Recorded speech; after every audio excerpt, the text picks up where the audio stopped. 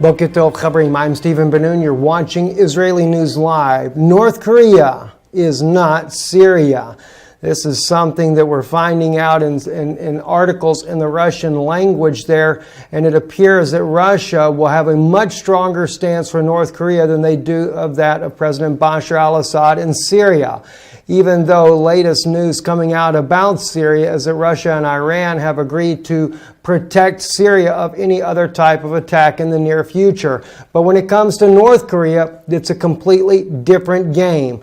I'm going to share with you some information coming out of this article here, Israel Shamir's article on svetprasad.ru in just a moment here. But let me first take you over here to Lorenzo's Already Happened, share with you an incredible image that he is showing. This is Russian military, heavy-duty stuff headed down to the city there right on the North Korean border within 8 miles of North Korea. These particular types of, these are not tanks, these are special anti-aircraft missiles that were headed down there. An amazing show of force by Russia. This is letting us know that Russia does intend to protect North Korea from the United States. An amazing show of force right here, and I just want to share with you, what does this actually do? Well, on Lorenzo's side here, he gives us a little bit of insight on this. Was the first air defense system, the Tor-1, was the first air defense system in the world designed from the start to shoot down precision-guided weapons like the AGM-86. This is exactly what this particular machine here is actually designed to do. And that's what is on the train headed down there to Vladivostok there, which is the city bordering North Korea. Russia, very serious about protecting North Korea. In this article here, if we drop down here a little bit further into the article, and again, it is a Russian language article. I'm just using Google Translate right now so you can see this as well.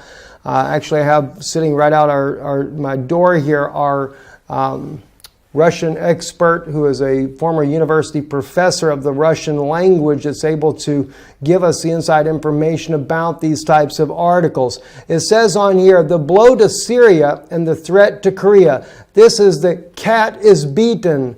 The bride gives hints, according to the Russian proverb. If Russia does not have enough strength to give America its hands, it could help the DPRK defend itself. For North Korea, many Russian pilots fought and died in the bloody massacre of the early 50s.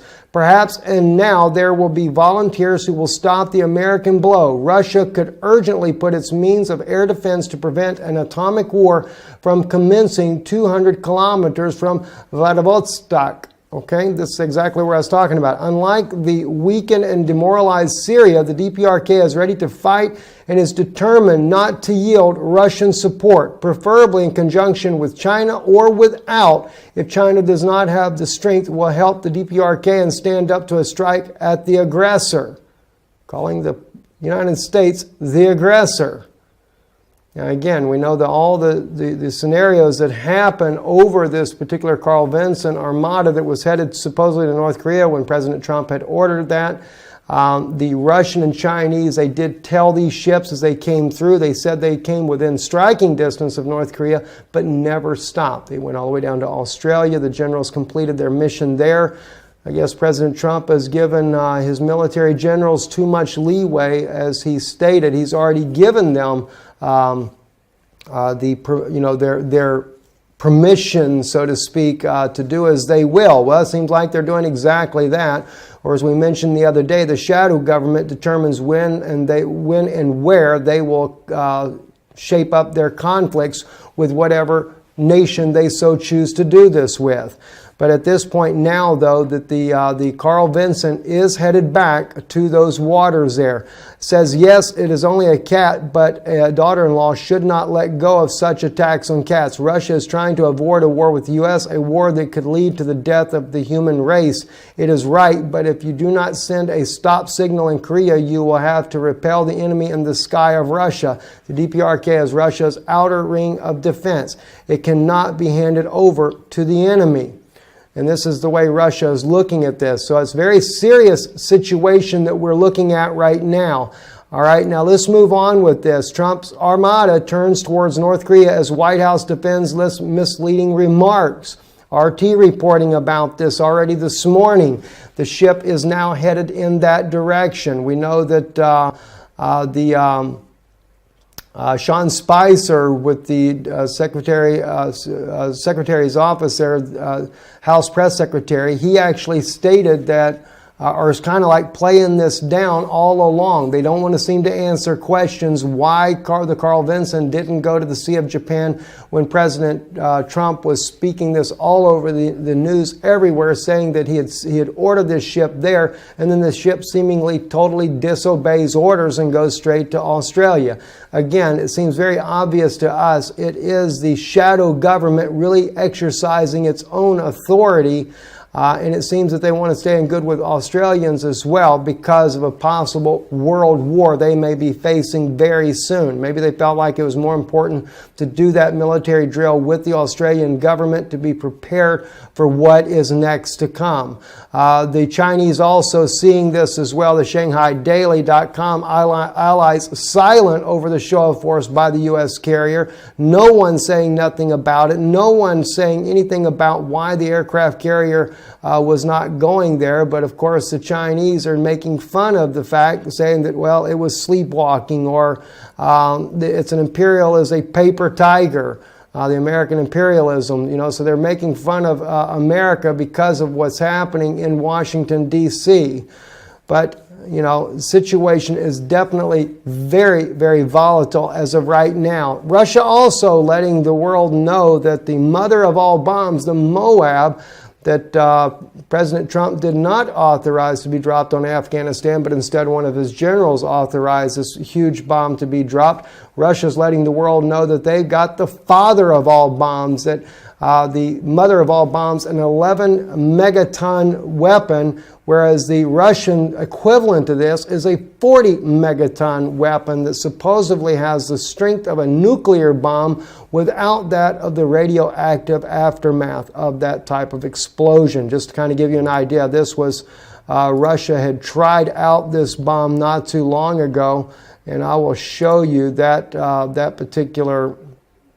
Let me back up here just a bit here to where that was at.